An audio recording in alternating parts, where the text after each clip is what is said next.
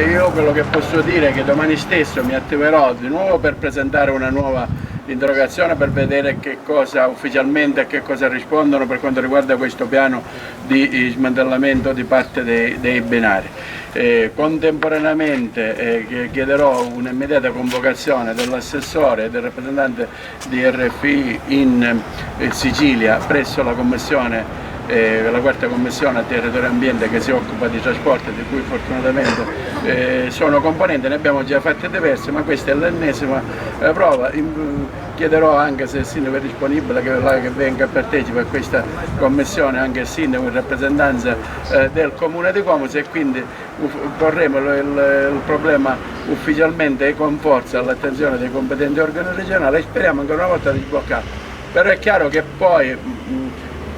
questo fantasma deve essere rivitalizzato, perché altrimenti poi il binario fino a se stesso non serve a nulla. Allora, in prospettiva proprio di questo collegamento che speriamo che si realizzi una volta per sempre con l'aeroporto di Comiso, e anche il sogno è quello di completarlo con il raggiungimento anche del porto di Pozzallo, di mettere veramente in sinergia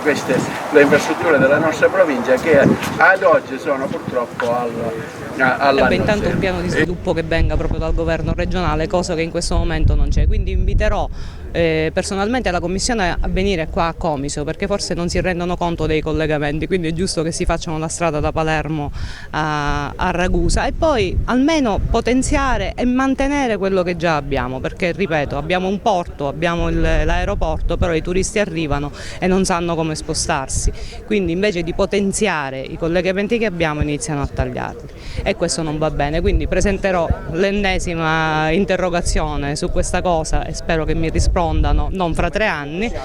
e poi ci attiveremo a livello, io dico, la protesta è quello che